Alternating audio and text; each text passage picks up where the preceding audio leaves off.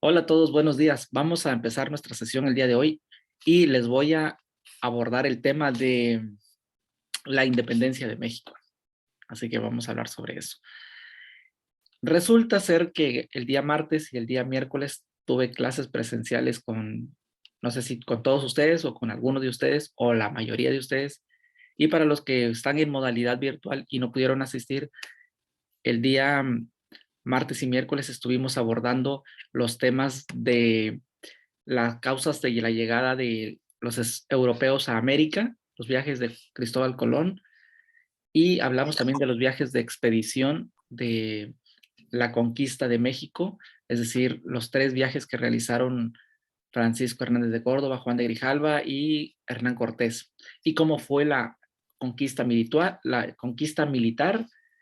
cómo fue la conquista espiritual aquí en México, y les hablé un poquito sobre la colonización, es decir, qué significa colonizar, cuáles son las características de la colonización, qué consecuencias trajo y cómo logró el Imperio Español posicionarse de ese territorio aquí en la Nueva España, en lo que era la Anáhuac, el Valle de la Anáhuac, ¿no? Lo que hoy conocemos como México.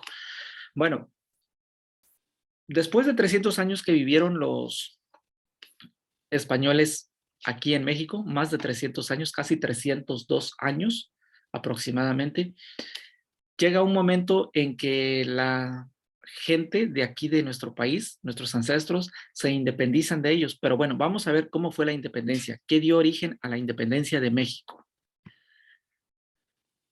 Así que vamos a ver eso. Hola Graciela, buen día. Empezamos. Se conoce como independencia de México el proceso de liberación del Imperio Español por parte de la Nueva España, es decir, por parte de los nativos que estaban aquí. Cuando se liberan de los españoles, a eso llamamos independencia. Este proceso duró un total de 11 años. Me refiero a la independencia, a la lucha armada, duró 11 años, de 1810 a 1821. De hecho, 1810 es la fecha en que empieza el conflicto armado, pero el movimiento intelectual o las ideas de independizarse, o mejor dicho, no de independizarse, un movimiento revolucionario que estaban causando, empezó en 1808, o sea, 2 años antes, pero eso no se toma en cuenta, sino de 1810. Ahorita les digo por qué se toma en cuenta 1810. La independencia no fue un hecho aislado, es decir, no fue un suceso que ocurrió solamente, es decir, que no tuvo influencia, que no tuvo relación con otros elementos, sino que la independencia de México fue producto o fue el resultado de diversos factores o de diversos hechos o acontecimientos que sucedieron alrededor del mundo y que sucedieron dentro de la Nueva España. Factores o hechos culturales, económicos, políticos y sociales que se desarrollaron alrededor del mundo y que de alguna manera influyeron para que México o los mexicas o los autóctonos se independizaran de los españoles. Es decir, todos estos factores los podemos dividir en dos grupos: externos, fuera de lo que pasaba aquí en la Nueva España, y factores o hechos internos. Y la lucha armada aquí en México de la independencia se realizó entre dos bandos opositores que fueron por un lado, los insurgentes. Los insurgentes son los que ustedes ven ahí en la ilustración, ¿no? Con Miguel Hidalgo y Costilla y toda la gente. A ellos se les llama insurgentes. La palabra insurgentes viene de insurrecto, de una persona rebelde que se rebela contra alguien, contra el sistema, contra un directivo o contra quien sea, ¿no? Bueno, y los realistas eran, así se llamaba el ejército español. Entonces, esos son los dos grupos armados que se enfrentaron. Bueno, vamos a analizar las causas externas, es decir, los hechos que ocurrieron fuera de la Nueva España en el mundo. Esos hechos los vamos a mencionar muy rápidamente porque son muchos, son 6 y no queremos profundizar ahí porque tenemos muchas cosas más que ver. Bueno, los ideales de la ilustración. Los ideales de la ilustración, aunque el movimiento de la ilustración ocurrió en 1600, 1600, 1500 o finales y 1600, y la independencia fue en 1800. ¿Qué tuvo que ver eso? Bueno, lo que pasa que en ese momento de los ideales de la Ilustración, Montesquieu, Juan Jacobo Rousseau y Voltaire, por ejemplo, y entre otros filósofos y estadistas, escribieron muchos libros y muchas obras, muchos tratados en los que hablaban de los derechos humanos, de los derechos de igualdad y responsabilidad de los seres humanos, que todos somos libres, que todos somos iguales ante la ley, por derecho natural, todos tenemos la misma libertad. Es decir, ellos hablaban de que no debía haber blancos ni negros, que no debían haber esclavos ni patrones, sino que todos éramos de la misma condición social. Entonces, esos ideales sirvieron como, como herramienta para la Revolución de Francia en 1789, es decir, casi 200 años después, los franceses tomaron esos ideales y se liberaron de Luis XVI, el último rey de Francia, un rey déspota y autoritario. Entonces, gracias a la gente que leyó todos esos ideales, dijeron, no, pues somos iguales ante todos, porque los reyes se habían hecho creer que era un linaje sagrado, que venían de Dios, ¿no? Entonces, se liberan, forman partidos políticos. Luego llega Napoleón Bonaparte, derrocan a Luis XVI y Francia se convierte en una república. Bueno, entonces los ideales de la Ilustración afectan positivamente a Francia para su liberación, y también cuando Francia se libera, Estados Unidos, las 13 colonias de Estados Unidos, miran que Francia se libera y gracias a esos ideales, ellos también toman como bandera esos ideales y logran independizarse también los estadounidenses de los ingleses. Bueno, los nativos de aquí de la Nueva España, al ver que los estadounidenses pudieron hacer su independencia, expulsar a los ingleses, dijeron también nosotros podemos. Bueno, son ideales que sirvieron. La Revolución Francesa, pues ya se las comenté, que sí fue un motivo de bandera que tomaron los de Estados Unidos y nuestros ancestros para poder independizarse. La independencia de las 13 colonias británicas de Estados Unidos, así se le llama, independencia de 13 colonias, las 13 colonias, no es Estados Unidos, así se le llamaba, 13 colonias, pero hoy ya no existen esas 13 colonias. O sea, sí existen como estados, pero ya no se le conoce con ese nombre de 13 colonias. Ok, ¿qué otro elemento influyó? Las reformas borbónicas. Bueno, las reformas borbónicas fueron unos documentos que crearon ahí en España, en los que trataban de modificarse el tipo de gobierno, el tipo de reglamentación de la iglesia, entre otras cosas políticas y sociales que se iban a implementar en las colonias, sobre todo aquí en la colonia, en la Nueva España, y que iba a traer ciertos beneficios para los indígenas, y iba a traer desperjuicios o no iba a traer beneficios para los españoles que vivían aquí. Entonces, eso también fue otro motivo de que tomaron como elemento para independizarse. Y la invasión de España por parte de Napoleón Bonaparte. Bueno, esto es lo más importante. Este punto, el 5, es el más importante de todos. Les voy a decir por qué. Porque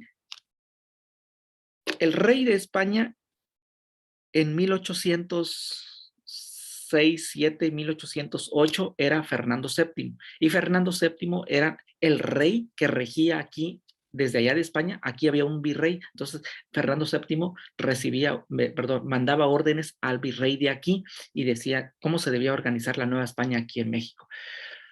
Pero resulta que Francia, es decir, Napoleón Bonaparte, le pidió permiso a Fernando VII de pasar con su ejército por España para llegar a Portugal, porque Francia tenía un conflicto contra Portugal, y para llegar a Portugal los franceses tienen que pasar por la frontera de Francia. Es inevitable. O sea, de una u otra tienen que cruzar. El mapa así lo establece, ¿no? Entonces Fernando VII era un jovencito que le había quitado el trono a su papá, estaba muy inexperto para gobernar, y dijo, sí, te doy permiso, le dijo a Napoleón Bonaparte, y en cuanto le dan permiso para entrar con su ejército, Napoleón entra y agarra a Fernando VII y lo toma como prisionero, y a toda su familia, y se los lleva a Francia y los mete en la cárcel. Y Napoleón Bonaparte pone a su hermano José Bonaparte, lo pone en España, y le dice, ahora tú vas a ser rey de España, a su hermano.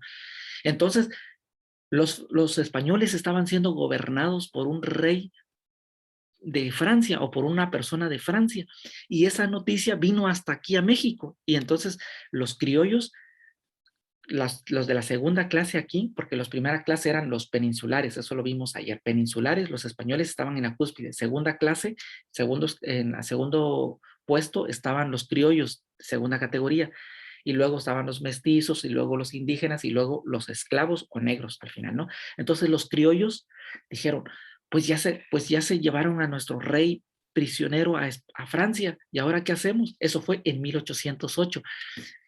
Ignacio Allende, Juan Aldama y doña Josefa Ortiz de Domínguez en Valladolid, no, en Querétaro, ahí en la ciudad de Querétaro, México, bueno, lo que es el país de México y la ciudad de Querétaro, empezaron a organizar algunas confabulaciones, algunas reuniones para decir qué vamos a hacer. Hay que hacer algo porque nuestro rey está preso en Francia. Entonces, de 1808 a 1810 se gestaron dos movimientos que se llaman conspiraciones, estaban conspirando aquí en el país de manera clandestina, sin que los españoles o los peninsulares de aquí lo supieran. Se hicieron dos conspiraciones, una en Querétaro y otra en Valladolid, lo que es Michoacán, hoy en día Michoacán. Y ahí en Valladolid habían otros personajes que estaban realizando lo mismo, pensando fabricar armas y cómo liberarse y bla, bla, bla. Bueno, ahorita les cuento eso de las conspiraciones. Bueno, el punto es que Napoleón Bonaparte había llevado preso al rey de España a Francia. Ese fue el detonante de nuestra independencia aquí. Y finalmente la Constitución de Cádiz de 1812. Pero bueno, la Constitución de Cádiz de 1812 ya ha pasado 2 años después de 1810, así que no fue previo a la independencia, sino que fue ya después, pero la Constitución de Cádiz iba a traer muchos beneficios a los indígenas y también eso sirvió e inspiró para que siguieran con el movimiento de la independencia, porque la Constitución de Cádiz traía muchos beneficios y protecciones para los indígenas, para los mestizos y para todos. Les estaba poniendo en una categoría de igualdad con todos los españoles que vivían aquí, y a los españoles que vivían aquí no querían que la Constitución de Cádiz, que estaba allá en España, viniera a entrar en vigor aquí porque les iba a quitar sus privilegios. Bueno, esos son los acontecimientos externos que pasaron alrededor del mundo. Pero ahora, los acontecimientos que pasaron aquí, las causas internas que detonaron también e incentivaron la causa de independencia, fueron todos esos acontecimientos internos que fueron políticos, económicos y sociales que habían aquí, como uno, la conspiración de Querétaro y la conspiración de Valladolid, que ya se los mencioné, que eran estos señores que estaban conspirando qué hacer porque ya no tenían rey, sino tenían virrey aquí, sí, pero su rey estaba cautivo, estaba prisionero, y tantos otros problemas que habían aquí, querían derrocar el sistema de los españoles. Ayer les dije a los alumnos en las clases presenciales, ayer y antier, que los criollos, como eran de segunda clase, eran españoles, sí, pero habían nacido aquí en una colonia en América. Ellos querían obtener los puestos políticos, querían llegar a tener los mejores cargos en la política, en la militar, en lo clérigo, es decir, en el clérigo, en la iglesia y en otras instituciones querían tener los mejores puestos, pero como no se les daban esas oportunidades, entonces ellos fueron los que empezaron a dirigir este movimiento de independencia. Y les digo entre comillas porque ahorita les voy a explicar que al principio no era independencia. Bueno, número tres, aspecto tres que pasó aquí, el nacionalismo criollo. Eso está en su libro o está en los libros de texto, pero para mí esto es una mentira garrafal, el nacionalismo criollo. ¿Qué es el nacionalismo criollo? Los criollos que eran españoles, pero nacidos aquí en América, supuestamente les dijeron a los mestizos, a los indígenas y a los negros, oigan, únanse a nuestra causa, estamos planeando hacer una revolución y lograr cambios y esto y lo otro, y si se unen a nosotros, vamos a obtener beneficios todos. Miren, nosotros somos como ustedes, nosotros no somos como nuestros ancestros, los españoles, ellos no nos quieren, pero nosotros nos identificamos con ustedes, y supuestamente ese es el nacionalismo criollo, que los criollos españoles nacidos aquí se hermanaron y se identificaron con los indígenas, con los mestizos y con los negros, y dijeron, somos de la misma clase, apoyémonos entre todos y bla, bla, bla, bla. Yo no me creo ese cuento, porque los criollos estaban buscando sus intereses, los criollos querían que los mestizos, los indígenas y los negros se unieran a ellos para derrocar a los españoles, a los peninsulares aquí, y los criollos al final de cuentas obtener todos los beneficios. Y efectivamente así fue. Terminando la independencia, los criollos tomaron todos los puestos políticos hasta casi no hace mucho, hasta pasado lo que es la uh, revolución, un poquito pasado después de la revolución, muchos de esos seguían siendo del linaje de los criollos, quienes fueron los que dirigieron el país y siguieron saqueando el país y siguieron explotando todavía peor a los indígenas y a los esclavos y a los mestizos, peor que cuando los españoles estuvieron aquí. Es decir, por eso yo no creo en ese nacionalismo criollo. Bueno, el número 4, crisis económica que había aquí en la Nueva España, solo los españoles eran los ricos y los demás eran pobres, ¿no? O sea, 5, la desigualdad social que había aquí, que no todos eran de la misma clase, ya les comenté las 5 clases sociales que habían. Y número 6, insurrecciones populares. Habían algunos grupos armados que se levantaban, tanto en Yucatán, en Zacatecas, en Michoacán, que ya querían liberarse de los 300 años de los españoles. Bueno, esas fueron las causas. Ahora, los ideales de la independencia, ahí van. La conspiración de 1808 por Allende, Aldama y Ortiz tenía como propósitos esto, en 1808, todavía no llegaba a 1810.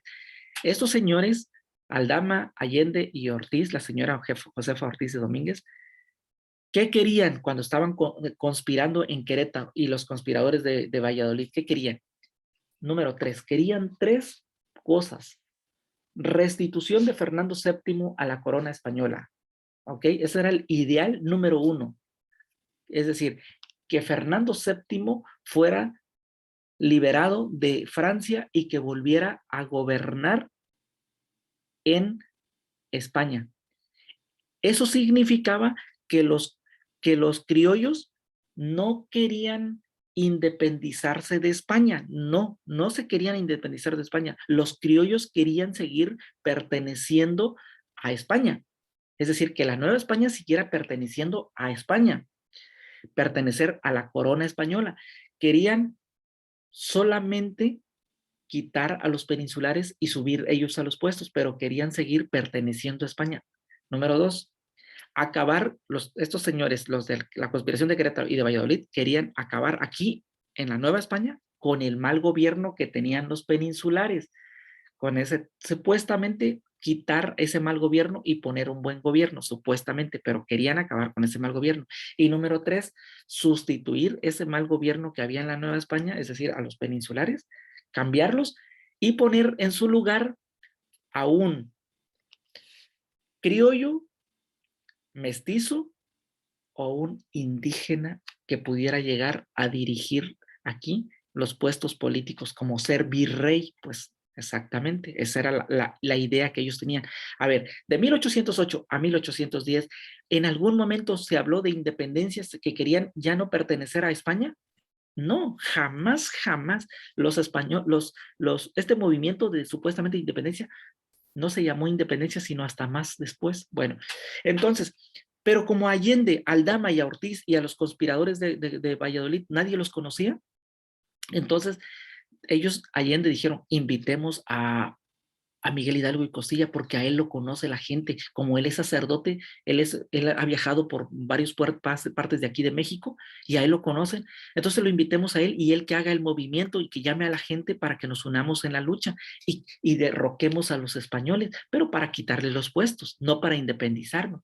Entonces le mandan una invitación a Miguel Hidalgo y Costilla, y Miguel Hidalgo y Costilla acepta, y entonces Miguel Hidalgo y Costilla llama a la gente en el 16 de septiembre de 1810 a las 6 de la mañana y da un discurso en náhuatl, porque sabía hablar náhuatl este señor, Miguel Hidalgo y Costilla, y les dice que se unieran a la causa del acabar con el mal gobierno aquí en la Nueva España. Y pues toda la gente le hace caso y salen con pala, machete, asadón, pico, escoba y con palos y todo lo que usted quiera con piedra. porque no tenían, muchos no tenían armas, algunos estaban fabricando armas de manera clandestina. Así que se van en contra de las haciendas de los ricos de aquí de España, que eran los españoles, de la Nueva España, perdón, y empieza el matazón, empieza el ejército realista contra el ejército insurgente y se empiezan a enfrentar 1810, 16 de septiembre de 1810, ahí oficialmente marcan que es el inicio de la independencia, pero no se habló, pero para mí todavía ahí no empieza la independencia empieza después. Bueno, el punto está que esos son los tres ideales de la conspiración de 1808 a 1810. Allende, Aldama y la corregidora querían por estos tres principios, jamás querían independizarse de España. Bueno, ahora sí, vamos a hablar de las etapas de la independencia. Aquí es donde ya sí vamos a hablar en una de esas etapas van a ver cuándo ya se habla de independencia. Bueno, la primera etapa es de 1810 a 1811 o 1812. Yo lo clasifico de 1810 a 1812, solo que esta línea de tiempo ahí la tenemos como supuestamente la oficial. Bueno, la primera etapa se llama inicio, desde el grito de independencia en la ciudad de Dolores Hidalgo. Entonces, Miguel Hidalgo y Castilla, Aldama, Allende y la corregidora y otros personajes liderando ese movimiento, suenan la campana, la gente se une y empieza la hecatombe. Se llama hecatombe. Hecatombe es matazón. De hecho, esto no fue una guerra, porque las guerras están preparadas militarmente, pero aquí no había preparados, no estaban preparados. Los únicos que estaban preparados eran el ejército realista de los españoles, porque eso sí sabían usar armas y espadas. Pero esta gente pura escoba, palo, machete, piedra y algunos otros que tenían rifle ahí, pues andaban, ¿no? Bueno, la etapa de inicio es eso, ¿no? Que supuestamente inicia la independencia, pero ya les dije que no hay independencia en los primeros años.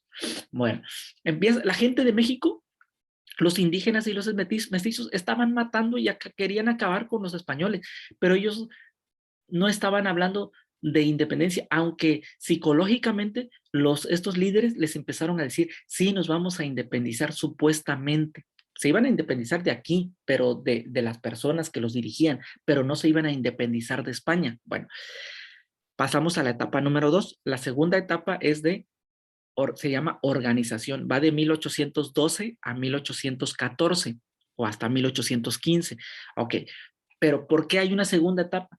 Es que la primera etapa a Miguel Hidalgo y Costilla, Juan Aldama, a Ignacio Allende y a otro personaje que no recuerdo su nombre, se me escapa mucho su nombre de este señor, a estos cuatro líderes los fusilan y los decapitan, les quitan su cabeza, el ejército realista, y los cuelgan en la alhóndiga de Granaditas, ahí en una manzana grandísima, que es un edificio bueno, era un edificio de gobierno de los realistas en aquel tiempo, de los españoles, una cabeza en cada esquina, y la ponen ahí como advertencia para que estos insurgentes dejaran ya de estar haciendo esa revuelta o esa insurrección o ese levantamiento.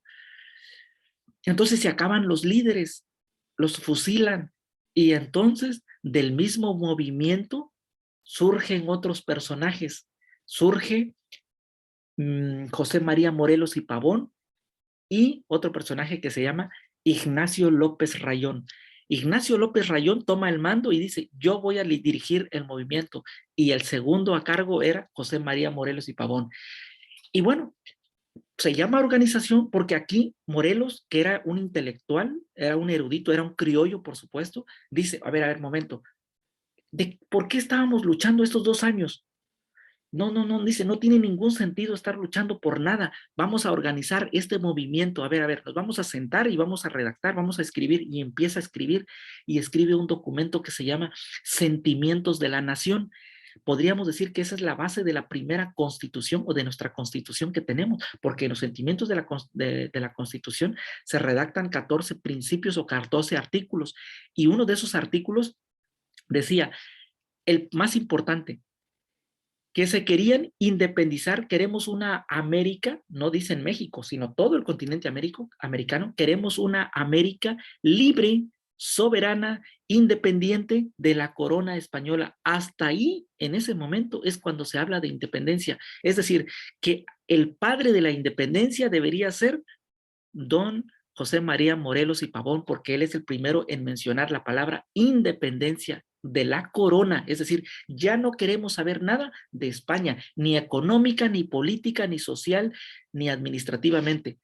Fuera los españoles. Aquí se habla por primera vez de independencia. Ellos, entonces, con esa carta de sentimiento de la nación, y años después, o meses después, mejor dicho, Morelos y Pavón escribe la primera constitución, que no es oficial, y esa constitución se llamó la Constitución de Apatzingán.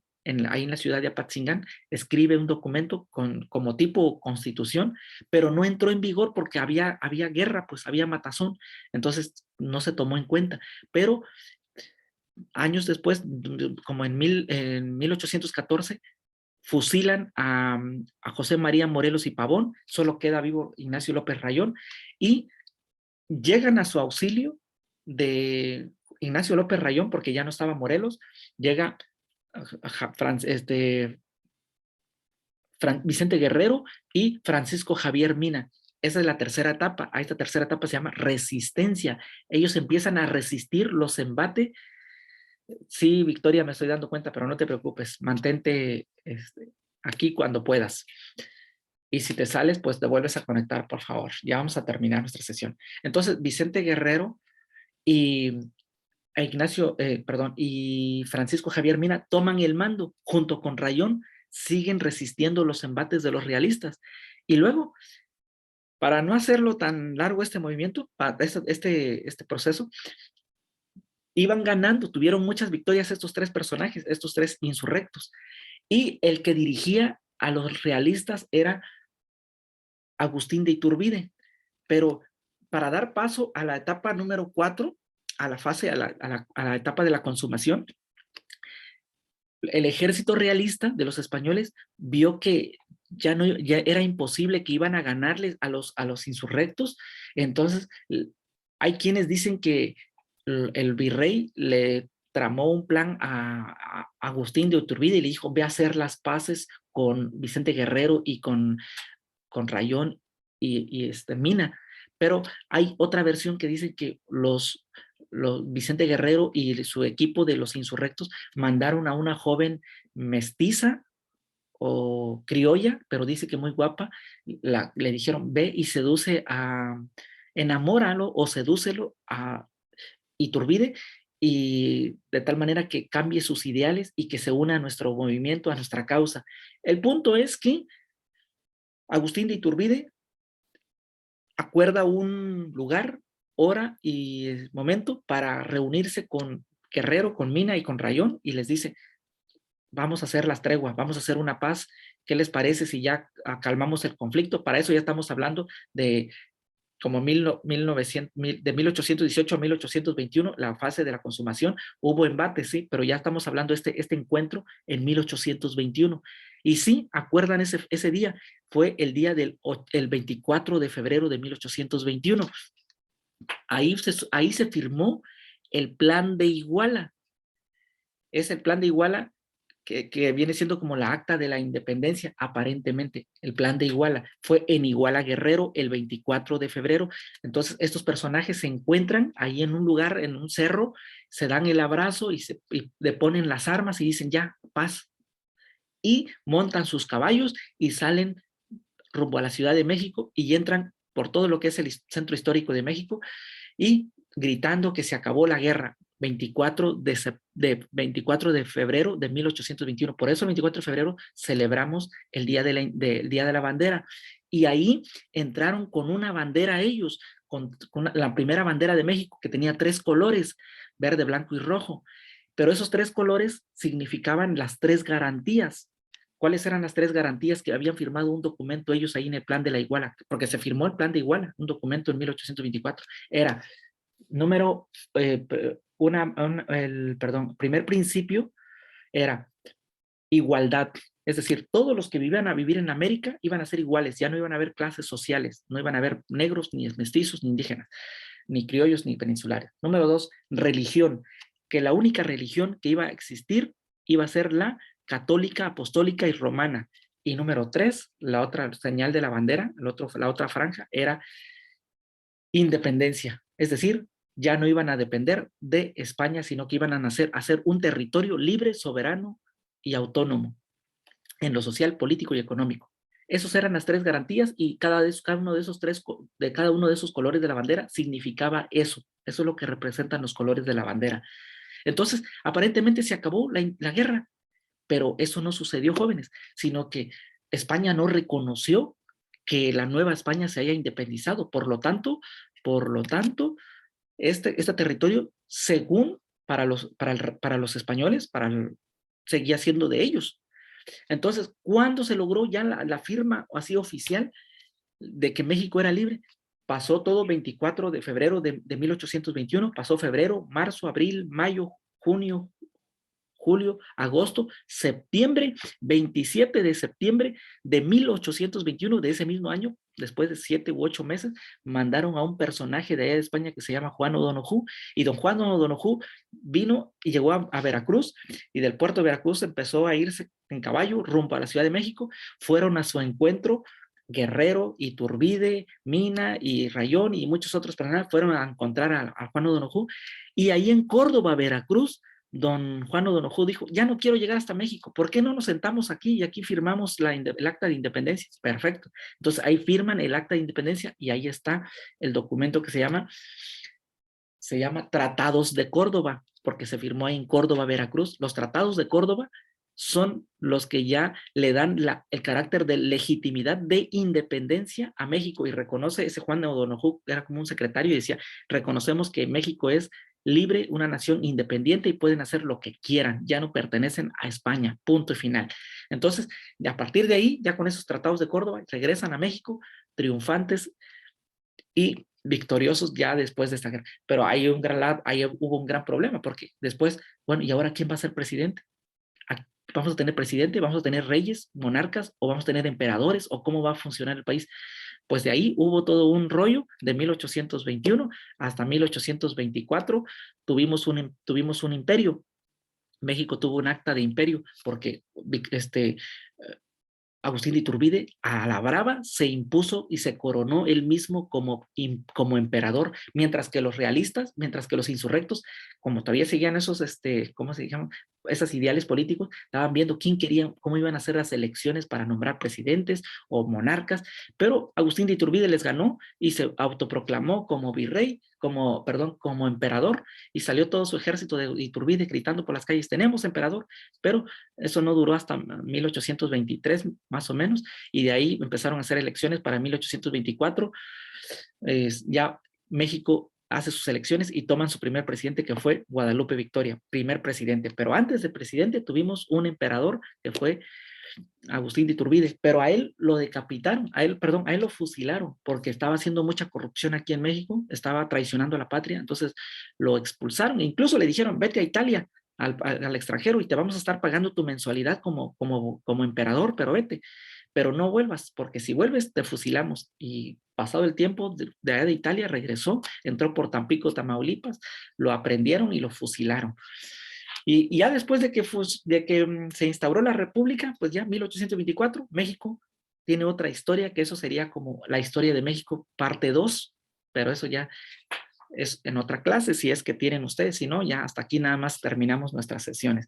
Bueno, en pocas palabras, esto fue lo que es la independencia, las causas de la independencia y cómo fue el proceso o las etapas de la independencia, de manera muy rápida y grosso modo. Bueno, entonces voy a suspender la grabación y me quedo con ustedes para algún momento o dudas o aclaraciones.